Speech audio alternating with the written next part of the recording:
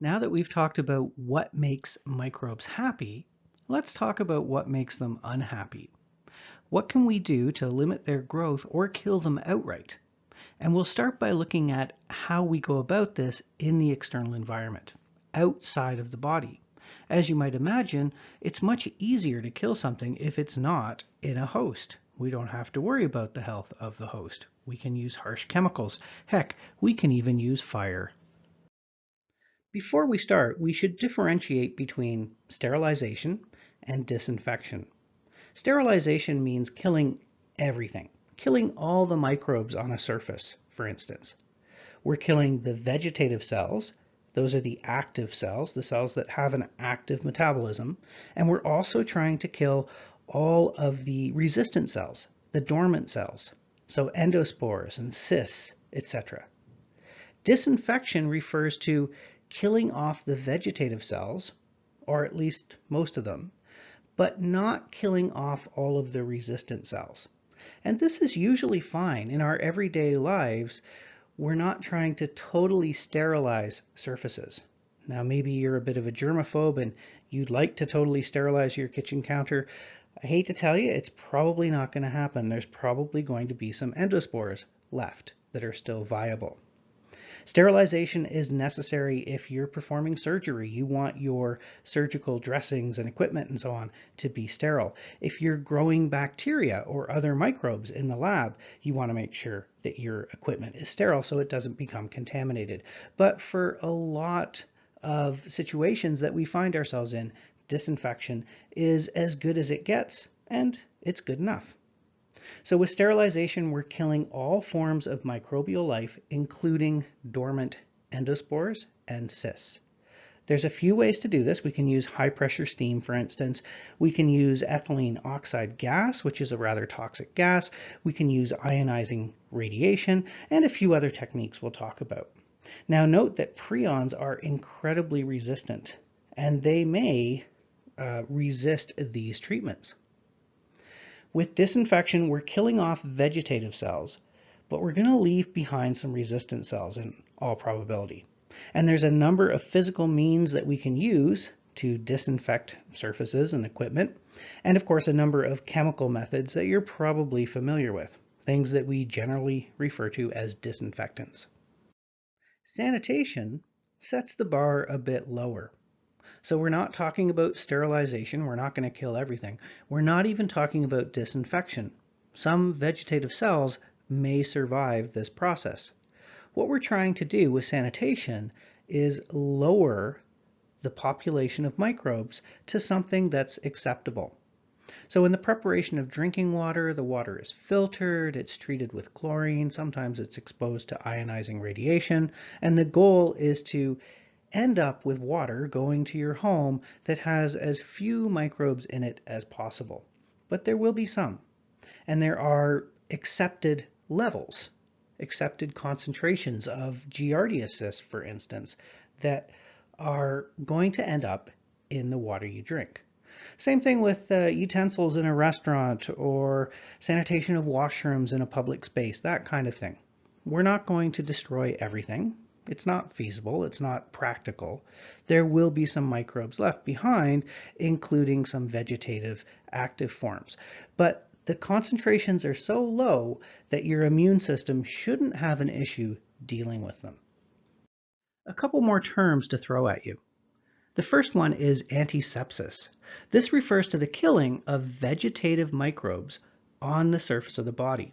And this is going to be accomplished by using antimicrobials, chemicals. It's important to note once again that killing vegetative cells is far easier than killing dormant cells. Vegetative cells are active. They have lots of enzymes that are doing stuff, and those enzymes make for good targets. They also have membranes that are exposed, and they're exposed because they're not covered by a hard shell like we would see in an endospore or a cyst. So vegetative cells have it all hanging out there, and they're pretty easy, in some cases, to kill. Degerming, on the other hand, refers to physical removal of microbes, not chemical killing, but physical, mechanical removal. So for instance, if you were to inject someone with a hypodermic needle, you might take a swab and scrub that area that you're going to inject, and that will remove any dirt and grime and oil and bacteria that are attached to that dirt and grime and oil. Washing yourself is an example of degerming. So you're using a detergent that will break up the oils on the skin into little droplets. The bacteria are stuck to those droplets. They're not necessarily going to be killed outright by this treatment, but they're going to be removed physically from the body. I bet you didn't realize there were that many terms that just apply to the level of killing of microbes. Now let's talk about how we kill microbes. What do these antimicrobial compounds do? There are several potential targets, and if we're picking an antimicrobial to kill a certain microbe or pathogenic agent, we want to keep targets in mind. One of the biggest targets is the membrane, because of course if we're talking about cells, the membrane is the outer surface of the cell. If we're talking about enveloped viruses, this is the surface that's exposed to the external environment. So the membrane is the biggest target. If we damage the membrane of a cell, we're going to disrupt homeostasis. So the cell might not be able to continue to control what gets in and what gets out. We may even punch a hole in the cell, which will cause the contents to leak out. One of the oldest disinfectants is phenol or carbolic acid. As we'll talk about a little later, Joseph Lister realized the effectiveness of phenol and he used it in operating theaters. So when he was doing surgery, he would spray phenol into the air. He developed a special formula, and you can probably guess what that formula became. In the lab, we use chloroxylenol, which is a less harsh version of phenol. And it's also quite effective. It's very effective at destroying COVID-19, for instance, because of course COVID-19 is an enveloped virus. Without that envelope, it can't enter into another cell. In addition to the membrane, proteins are major targets for a lot of antimicrobials. Remember that proteins do all the work in the cell.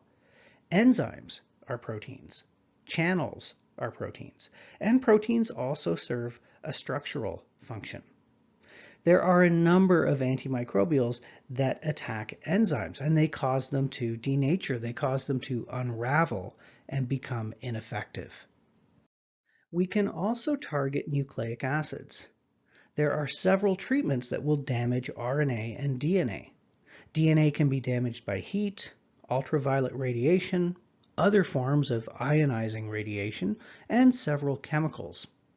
If DNA is damaged, let's say it's broken for instance, then replication of that sequence of DNA might not be possible. What typically happens if this kind of damage occurs is the cell will enter into division, so binary fission if we're talking about bacteria, or mitosis, or even meiosis if we're talking about protists, but that replication can't be completed. It aborts and the cell dies. The other possibility is that the damage is repaired, but it's repaired incorrectly. So the wrong set of base pairs is inserted, and then we get a change in the genetic code, and the gene that was damaged might not function properly anymore.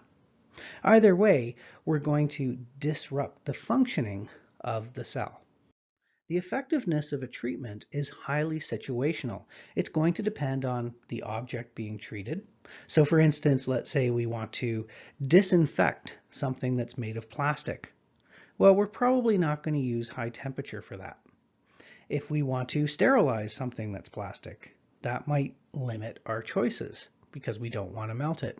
It's going to depend on the number of microbes that are present and what sort of reduction, what sort of death rate we're looking for. Do we want to just kill off the vegetative cells? Do we want to kill everything? Do we want to just kill off the majority of the cells? If there's more microbes, as you might imagine, it could be more difficult to deliver our antimicrobial to every cell. It's going to depend on the environment that the microbes are found in. If blood or feces or vomit are present, that contains a lot of other stuff. And that stuff is going to alter the pH, for instance, and it might alter the effectiveness of the treatment we're going to attempt. It's going to depend on temperature. It's going to depend on whether or not biofilms are present. If we have a biofilm, then we have a lot of cells stuck together. They're glued together by these gooey proteins that might act as a barrier to the certain treatment that we're going to try to deliver. Exposure time is important. As you might imagine, if we increase the exposure time, then we would expect that we would have more killing. But sometimes that's not feasible. Also, we might want to combine two different elements. For instance, if we have a low temperature setting and we have increased exposure, we should get a really good killing rate. And that's because when you lower the temperature, chemical reactions happen more slowly. Those bacteria or whatever the microbes are that we're trying to kill are going to be suffering to keep up with what you're throwing at them. So they might have enzymes that will break down your antimicrobial, but if you chill them, those enzymes aren't as effective, those chemical reactions happen at a slower rate, and you're more likely to overwhelm them with your treatment. It's going to depend on the microbe itself, of course. This is quite important. It's going to depend on the type of cell wall, or is there a cell wall? If we're talking about viruses, whether or not they're enveloped makes a big difference when it comes to killing them in the environment. Enveloped viruses are actually easier to kill. That's one nice thing about COVID. Because it's enveloped, it's actually pretty easy to deactivate out there in the environment on the surface of a table, for instance. What you're seeing in this picture here is a government worker in a public transportation bus with a fogger, a device that will spray a disinfectant into the air. And incidentally, we have the same fogger, and every time when you leave the lab, we go around the room and we fog the entire room. In our next topic, we'll talk about how we go about killing microbes inside the body. And the story there is quite different from the story you see here. There are a number of microbes that are fairly easy to kill outside of the body, but quite difficult to kill inside of the body. Enveloped viruses would be a great example. So enveloped viruses, remember, wrap themselves in a layer of plasma membrane that they steal from their host cell. And that protects them from your body's defenses. It hides them, it masks them, or cloaks them from your immune system. But when they're outside the body, that envelope, that plasma membrane, is very susceptible. It's easy to disrupt with just soap and water. So in this diagram here at the bottom, we have our most susceptible microbes outside of the body in the environment. And at the top, we have our most resistant. So enveloped viruses, pretty easy to destroy. In fact, with COVID-19, if we're talking about a tabletop or something like that, even if you just leave the virus on that surface for 24 hours, it's no longer active. That envelope breaks down, and because of that, it can't enter into a host cell. Above that, we have gram-positive bacteria, but remember that gram-positive bacteria have a special power. They're fairly easy to kill in their vegetative form, but if things get bad, they're going to make endospores and wait it out. Above that, we have non-enveloped viruses, and then fungi and their spores. Then gram-negative bacteria, we've talked about this several times, how they are typically harder to kill in their vegetative form compared to gram-positive, and that's because they have that periplasmic space that's filled with enzymes that can break down a lot of disinfectants. They also have an outer membrane, which gives them one more level of selectiveness. So they have that membrane and they have the plasma membrane. There's 2 times that they can select what gets in and out of the actual cytosol. We have vegetative protozoa, and then above that, the cysts of protozoa. So cysts of Giardia, for instance, which remember can pass through stomach acid. Above that, we have mycobacteria, which have a quite resistant cell wall. Then we have endospores of bacteria, which are really quite tricky to kill. So the endospores of gram-positive bacteria are right at the top there. And then above that, we have the prions. And prions are really quite difficult to unravel. Again, when deciding how to kill something, we have to consider the environment that that microbe is found in. We have to consider the properties of the surface that we're trying to treat. And we have to consider how thorough we want to be. Now, here are the different categories of death that we can inflict upon microbes. A lot of these are things that we couldn't use in the body, of course. So we can use heat to kill things. We can incinerate microbes. You're not going to do that if you're trying to treat someone. You're not going to incinerate them to cure them of infection. But like I said, we have a lot of very, very harsh treatments available to us if we're just killing microbes out there in the wild. So with heat, we have pasteurization, moist heat, high pressure killing, which is what happens in an autoclave, and we have dry heat, which is incineration and flaming. We can use low temperatures, which will limit microbial growth. And if we're talking about multicellular parasites, it may kill them directly as well. Filtration, we can physically remove microbes and other pathogenic agents in some cases. Desiccation, that means drying things out. Sometimes that will kill an organism. Sometimes it will just send it into a dormant state. We have osmotic pressure. So what we're talking about here is modifying the solute concentration of the environment that the microbe is in. And we have radiation, which has a few targets, but the most notable one is DNA. Let's take a look at each of these factors in turn, and we'll start with heat. As we know, heat denatures proteins. It unravels them. They lose their shape, and their shape is very specific to their function. So enzymes, for instance, have an active site that has a very specific shape that will bind to a specifically shaped substrate. If an enzyme changes shape, it can't do that anymore. It can't function. Likewise, protein channels and pumps have very specific shapes to bind to specific molecules. The cytoskeleton of a cell is made up of structural proteins, and they can change shape as well. Also, motor proteins can be affected. If they change shape, they're probably not going to work anymore, and vesicles and other things might not move around in the cell anymore. Also note that increasing the temperature increases membrane fluidity. The phospholipids and other components of the membrane move around more rapidly, and this causes little gaps to open up, which will also limit the ability of the cell to maintain homeostasis, because little gaps will allow things to move indiscriminately across the membrane. As mentioned a few times now, if you want to limit the growth of microbes or reduce their population, you do have to carefully consider your goals. And you may have to consider the effects that your treatment will have on the substance that contains the microbes. This is especially important in the food industry. So if you heat the food, for instance, to kill microbes, that might work, but you might change the texture, consistency, and taste of the food. Now, no doubt you've heard of pasteurization, and you've probably figured out that it's named after Louis Pasteur.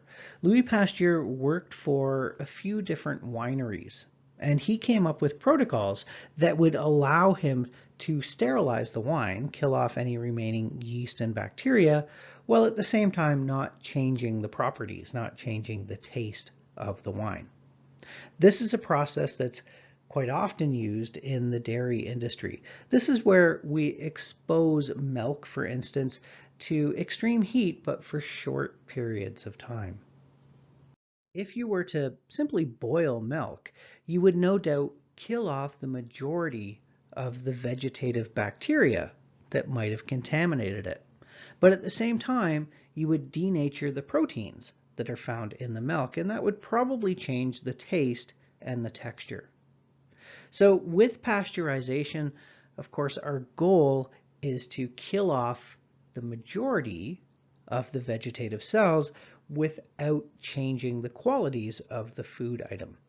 Now note that thermophilic organisms may still survive. Remember, these are organisms that like high temperatures, and endospores are quite likely to survive this treatment. The endospores will eventually germinate, and that's one of the reasons that you have a best before date on your milk carton. For some food items, extended exposure to high heat does not have a negative impact on the texture or taste of the food. In a case like this, you might simply be able to boil the object. Boiling will kill off most of the bacteria, fungus, protozoa, and viruses, but note that it's not going to destroy all of the endospores, and any thermophiles that might be present might survive. Note that you cannot get above a temperature of 100 degrees Celsius using this technique. That, of course, is the temperature at which water boils. It turns into a gas. If we want to go higher than that, using moist heat, we need to also apply pressure, which will increase the boiling temperature. This is what happens in an autoclave. In an autoclave, we have high pressure steam at a temperature of 121 degrees Celsius. That high pressure prevents liquid media and other liquid samples from boiling and evaporating. So we have high pressure within the inner chamber, and that means that the fluid cannot turn into a gas. That pressure is pushing back and preventing that from happening. Typically with an autoclave, you'll heat samples for at least 20 minutes at 121 degrees Celsius. It takes a little bit of extra time to get up to temperature and get up to pressure and then to depressurize. We can use this for liquid samples, and we can use it for solid items as well, equipment and so on, so long as it's something that can get wet, of course.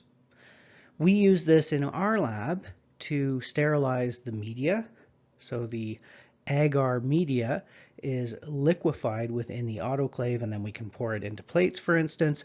We use it to sterilize our liquid culture media, and we use it to dispose of waste. This will kill endospores. Here's a little benchtop autoclave that can be used in a small space, like a small lab. We have one just a little bit larger than this. Here's an autoclave that might be used in a research laboratory or hospital. You can see we've got a big rack of equipment and supplies, and they can all be pushed into this autoclave quite conveniently and then pulled out later after it's run through its cycle. This is a very large autoclave that's used to sterilize very large pieces of equipment that might be used in laboratories, for instance. Also, autoclaves like this are used to sterilize spacecraft that are traveling to other planets. For instance, the Perseverance rover touched down on Mars not that long ago, and it was sterilized before it left the Earth. The concern is that we might contaminate a whole planet. So we have archaea living on the Earth that are very tough, and it's thought that many of the species can probably survive a trip through space. Mars does have water, at least in the form of ice, and it does have a very thin atmosphere. It's possible that archaea could survive there, and steps are being taken to ensure that that contamination does not occur. As the name suggests, moist heat refers to the application of hot water, either as a liquid or a vapor. Dry heat does not include the application of moisture. There are a number of items that might be damaged by moisture. Say that you want to sterilize a chemical that exists as a powder. You can't use moisture to do that. Dry heat can be applied using a dry heat sterilizer, as you see here, kind of a glorified toaster oven. And typically the heat is a little higher than we might see in an autoclave. Here you're seeing a direct comparison of the effectiveness of moist heat versus dry heat. We've got temperature in one column, and then next to that we've got TDT, which is thermal death time. It's the amount of time that's needed to kill all the cells within a sample of the particular bacteria listed here. Notice that moist heat is much quicker. it kills things more than 10 times faster typically. And the reason for that is that moisture within the steam of the autoclave transfers heat very effectively to the liquid water within the cells. In addition to dry heat sterilization, some objects are robust enough that they can be exposed to flame, so they can be sterilized by oxidation or burning. So flaming is the technique we use to sterilize our inoculating loops in the lab. You know, of course, that when you're transferring bacteria from one sample to another, we generally do that with an inoculating loop, and running it through the flame of a Bunsen burner completely destroys any cells or endospores that might be contained on the loop.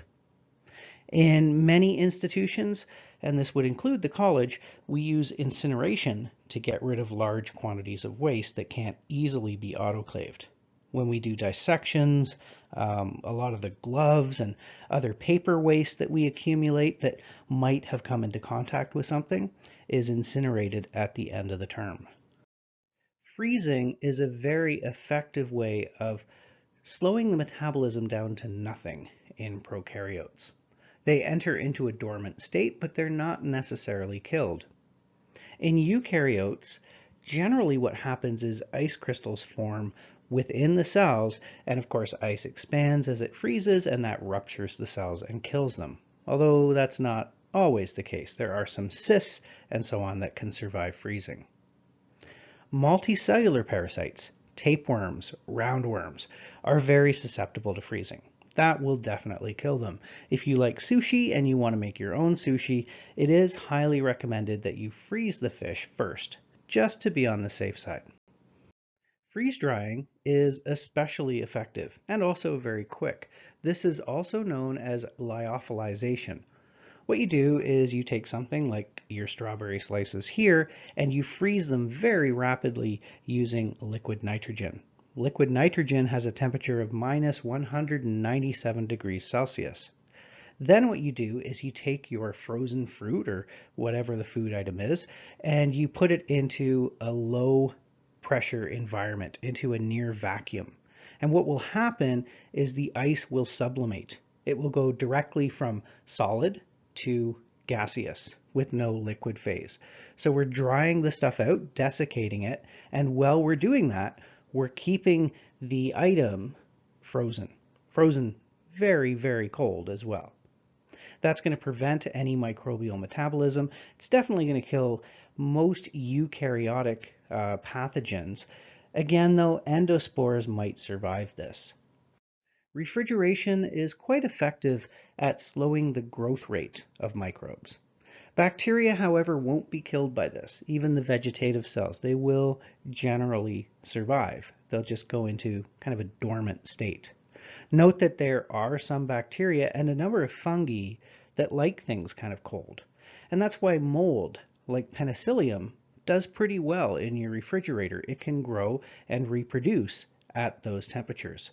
Listeria as well can survive temperatures that are a bit cooler than most.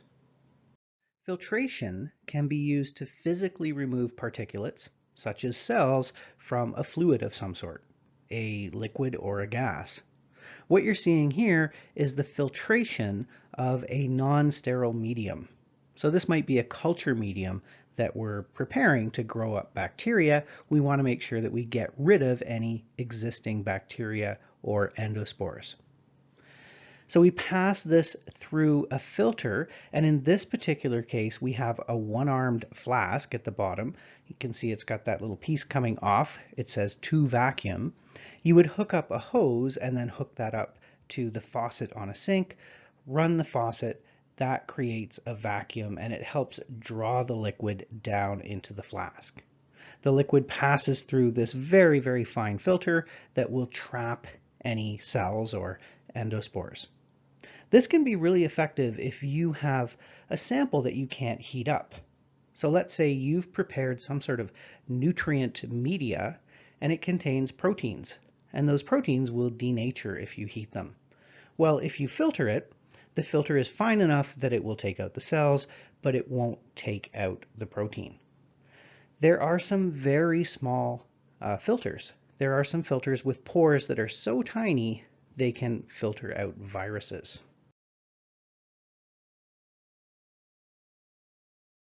Of course, we can also filter the air, and this is typically done with HEPA filters, high efficiency particulate air filters.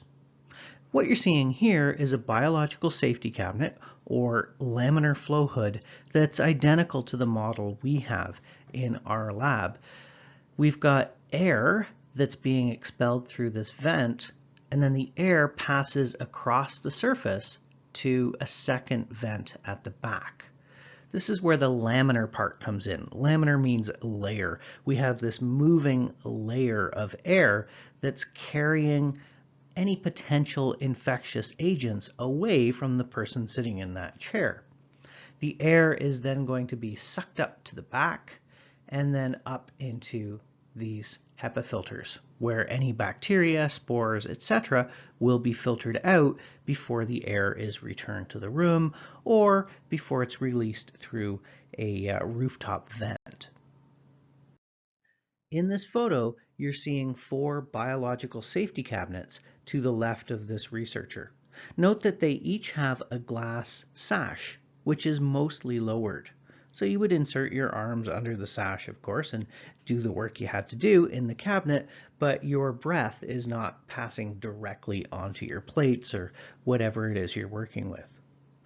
We use this biological safety cabinet in our lab to prepare large volumes of cultures. So we don't let our students work with large volumes. You're working just with small samples, just a mil or 2 in a tube. But when we're preparing to aliquot those samples, we make up big batches in flasks. So we might have 50 or 100 mils of bacteria. We have to be extra careful with that just because of the quantity of cells that creates a bigger risk. So we always do that prep work, and also we always prepare our plates and do other things that need very sterile conditions in the biological safety cabinet. Desiccation, simply drying things out, is an ancient means of preserving food, and it is quite effective. Bacterial cells, just like other cells, require water, of course, and if we take away the water, their metabolism is going to slow down or shut down completely. The cells won't necessarily be killed though, and if we're talking about gram-positive bacteria, they may simply make endospores that are entirely unaffected by dry conditions. Viruses are also not going to be destroyed by desiccation. So dried out things can serve as a reservoir for reinfection. If conditions improve for the microbe, they may present a problem again. What you're seeing here is fish that are being dried in the sunlight. And it's quite effective. There's 2 things going on. First of all, we're removing all the water, and that's going to make any vegetative cells there unhappy, and they're not going to be able to do anything. Also, though, the fish are exposed to sunlight, which contains ultraviolet radiation that is quite effective at killing bacteria. Another way to make cells unhappy is to change the solute concentration of the water that surrounds them. If we add salt or even sugar to the surrounding water, that will create a hypertonic environment, and that will draw water out of the cell. The cytosol will shrink, and you can see that here in these photographs of a water plant known as Elodia. It's an aquatic plant, quite often referred to as Canadian pondweed, unless you live in the US and then it's American pondweed, but there's a big vacuole in the middle of these cells, and that vacuole will lose water if you add salt to the water. The vacuole shrinks, and the cytosol that surrounds that vacuole and contains the chloroplast will also shrink as well, and you're seeing that happen in the right photograph. If the cytosol shrinks, the plasma membrane will pull away from the cell wall. This happens in bacteria cells as well, of course, because bacteria cells also have a rigid cell wall. The plasma membrane can be damaged when it pulls away from the cell wall. And in any case, the loss of water is going to reduce metabolic activities within the cell. As mentioned, we can use radiation to damage DNA, and this can be a rather effective way to kill a cell, or stop it from dividing at least. The portion of the electromagnetic spectrum that we can see is referred to as visible light. Ultraviolet light, X-rays, gamma rays are shorter wavelengths of the electromagnetic spectrum, and they carry more energy. This can be a very good way to sterilize maybe a food item without changing its properties, or to sterilize something like plastic that cannot be heated. When referring to radiation, we can talk of ionizing radiation, which is high energy radiation, X-rays, gamma rays, and electron beams, or non-ionizing radiation, which would be ultraviolet light. Ionizing radiation can be used quite effectively to limit the growth of microbes on fruits and vegetables. The symbol that you see in the lower left is the symbol that will appear on foods that have been irradiated. You can see the differences here with these strawberries. So we have some strawberries that were irradiated, strawberries that were grown and picked at the same time that were not irradiated, decayed and spoiled much more quickly because they had a lot more bacteria on them. Now, if you see this symbol, it really isn't something to be afraid of or to be worried about. The irradiation does not change the properties of the food in any way. UV is longer wavelength than ionizing radiation, and it's quite often used to sterilize water or to sterilize air. What you're seeing here is a large air duct in a hospital, and the air is passing through HEPA filters and also passing through these light bars that are emitting UV light. Not uncommon to use this sort of setup in parts of a hospital that are dealing with very at-risk patients, patients that are immunocompromised, patients that have severe burns of the skin, and in nurseries where we have premature babies. Here's an example of the kind of damage that can be caused by UV radiation. The two yellow rungs in the ladder of DNA here represent thymines. And if UV hits this pair of thymines just right, those two thymines on the same strand can bind together. Enzymes like DNA polymerase can't deal with this issue. They can't break that bond, and thus this DNA molecule can't be copied. And that is typically fatal to the cell. The cell will enter into cell division, but that division aborts and the cell dies. Now that we've looked at physical means of killing bacteria and other microbes, let's look at chemical means, chemical disinfectants, and there's a lot of them. They target pretty much every part of the cell. We have some that target proteins, some that target nucleic acids, cell walls, etc. Let's start with phenol and its derivatives. The derivatives are known as phenolics, and they tend to be a little less harsh. They don't cause quite as much irritation. Joseph Lister, as we mentioned, first used phenol back in 1867, and he found that it was quite effective at limiting infections caused by surgeries. No doubt you have several cleaning compounds in your house that contain phenol or its derivatives. Phenol and its derivatives denature protein, and they also disrupt the lipid membrane. That's going to make it difficult for the cell to maintain homeostasis, and also, of course, channels might be denatured within the membrane, enzymes might be denatured, structural proteins, so it will cause a lot of problems for the cell. These compounds are persistent and stable, and what I mean by that is they stick around on the surface that you apply them to. So there's some cleaners that will break down not long after you use them. Phenol is not one of those. If you use it on a tabletop, it will linger on the tabletop. That might be a good thing because it's going to keep protecting that surface, or it might be a bad thing.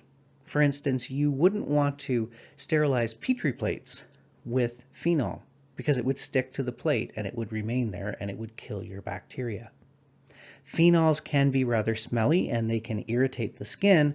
The phenolics, the derivatives, tend to be a little gentler. Dettol, which is a product we use in the lab to clean benchtops and so on, is one of these derivatives. It contains phenolics, and those phenolics can even be used on the skin without causing irritation usually. However, if you have pets at home, you should be careful about phenols and phenolics. So Dettol, for instance, even though it seems rather mild, and it is mild for us, for humans, can be quite problematic for cats. It can be very toxic for cats. Alcohols denature proteins and also dissolve lipids, so they do quite a lot of damage to membranes. Remember back to when we did our gram staining in the lab. Remember that the alcohol decolorization step removed the outer membrane from gram-negative cells.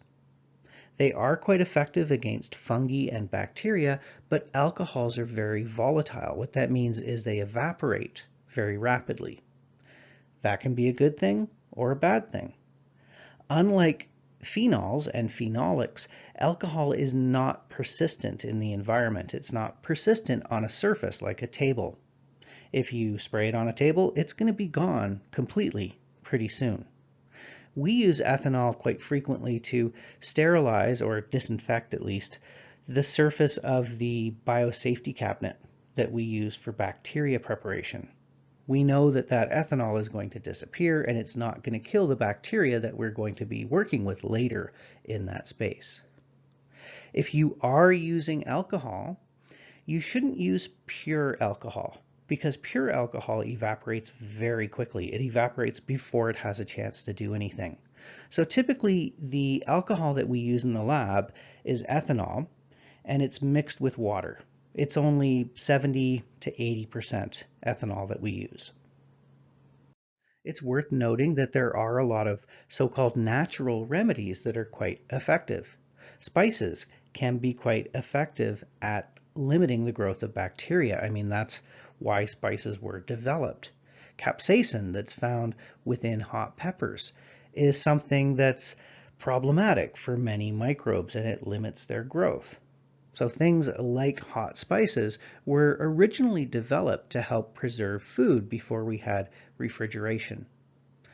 Hand sanitizers that contain things like cinnamon oil can be very effective as well. So there's a number of different natural compounds that are also detrimental to bacteria. Now, just because it's natural, though, that doesn't necessarily mean that it's not going to cause irritation. Of course, it depends on the person. Next, we have the halogens. These are highly reactive atoms. They are oxidizers. They strip electrons away from other atoms. As you might expect, that can be rather destructive to a lot of the macromolecules that are found in cells. Iodine is the oldest antiseptic and a good example of a halogen. Chlorine is another good example. Chlorine is given off by bleach. And bleach is interesting in that it is quite toxic to most cells. In fact, it's the disinfectant we use most often in the lab. It's especially good at killing fungi and also bacteria. But the interesting thing about bleach is it does break down in the environment, and it breaks down into chloride, which is found in the environment, and then into water, essentially. So environmentally, it's not quite as bad as you might think. It's very toxic on the short term, but it breaks down just in the presence of sunlight. Okay, two chemists walk into a bar, and the bartender says, "What can I get you guys?" First chemist thinks about it and says, "Well, I'm not really much of a drinker, but I am thirsty. I'll have an H2O." Second chemist says, "That sounds good. I'll have an H2O too." Drinks his drink and promptly dies. Okay, that was very bad. Anyway, let's talk about peroxygens. These are also oxidizing agents, quite powerful oxidizing agents. We have ozone. O3, we have hydrogen peroxide, H2O2. The other interesting thing about these oxidizing agents is that they release oxygen when they break down.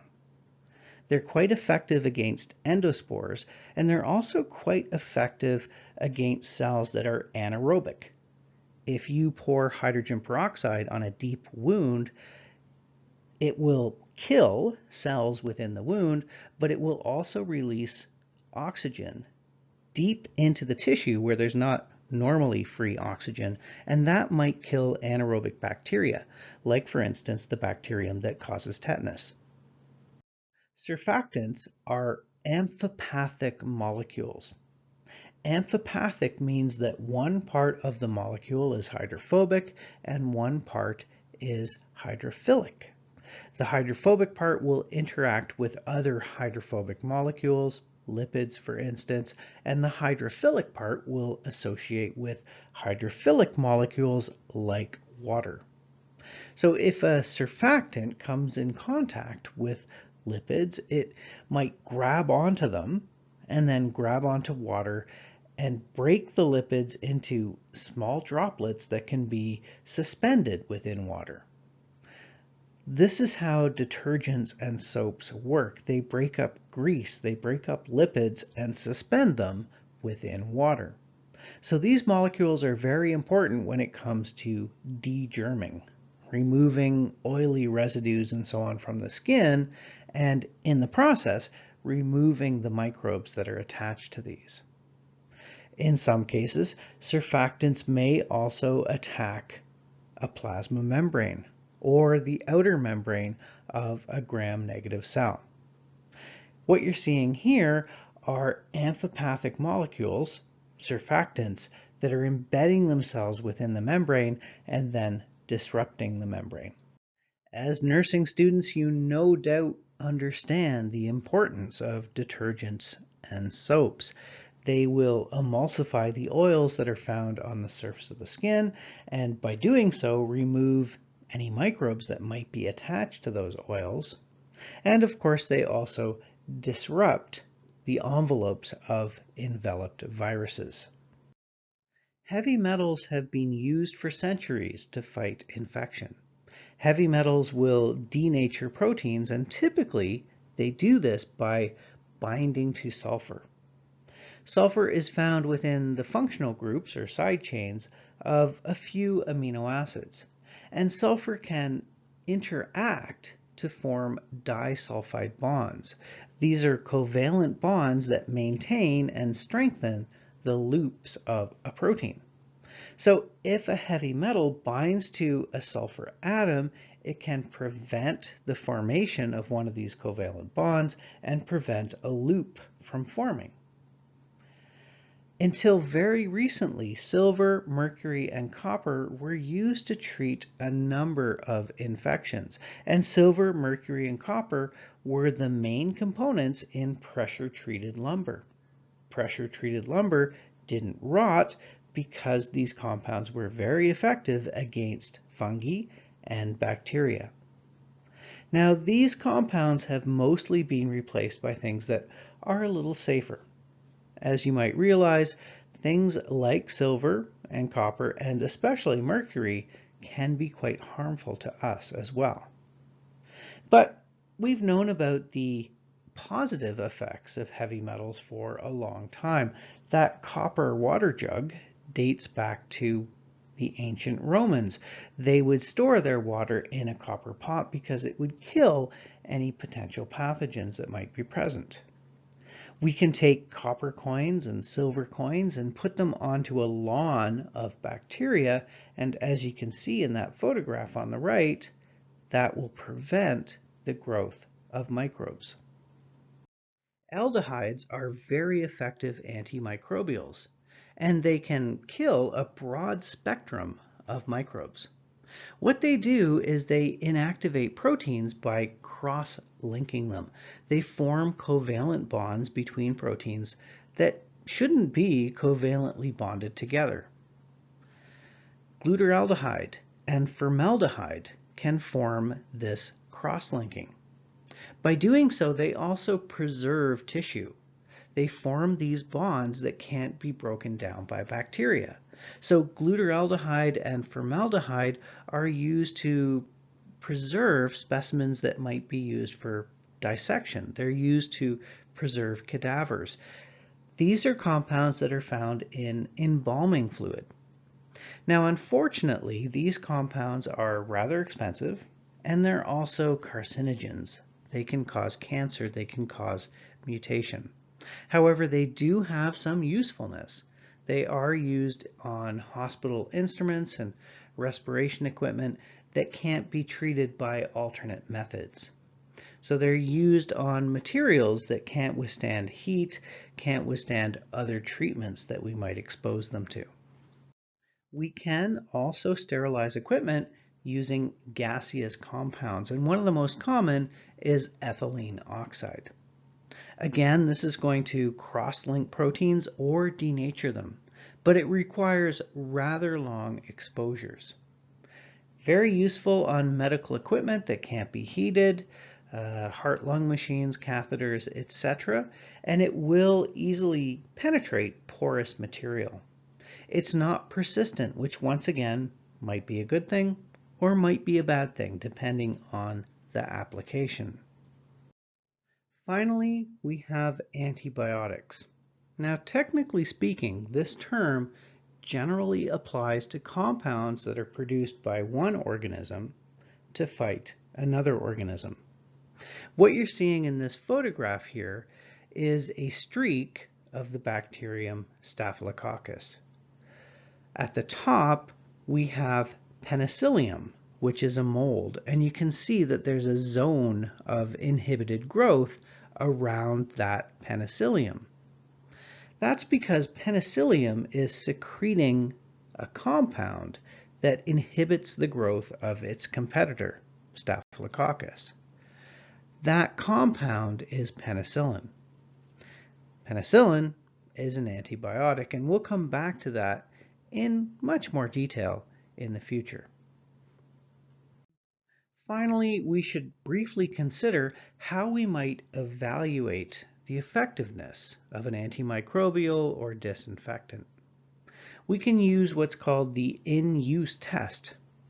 So what we do is we swab a surface, and we are going to take that swab and of course rub it on a petri plate and see how many colonies of bacteria we get. After that, we disinfect our surface and we do the same thing again. We might use a Rodak plate for this, as we discussed in the lab. Now, this is a rather time-consuming process, and depending on who does the test and when they do it, and etc., it can be somewhat inconsistent.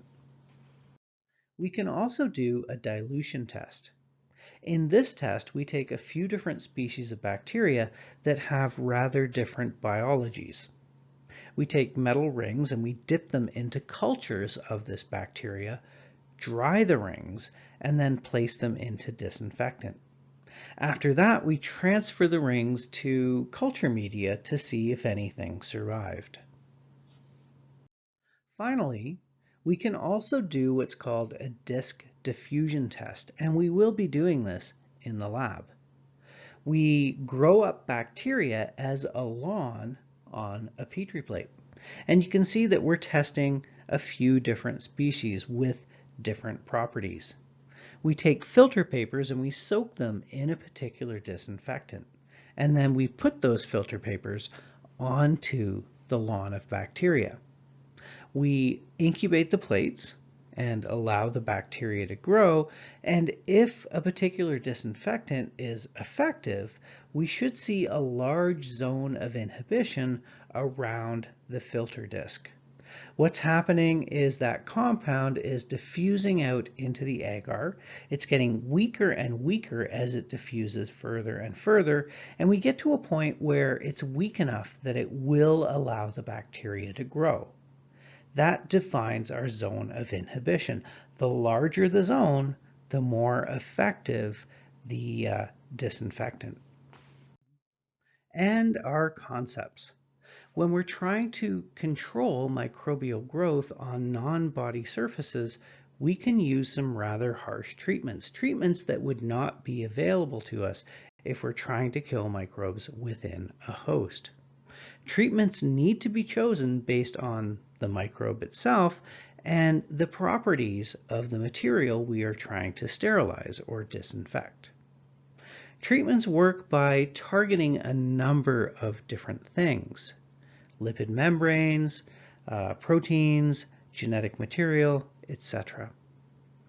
Be familiar with the different treatments, why they are effective, and also know when you would use certain treatments. What are their advantages and disadvantages? Here are a few, hopefully, useful definitions and some examples of where the terminology we used applies. Our terminology, the words you should know and love, and finally some study questions to share with your friends.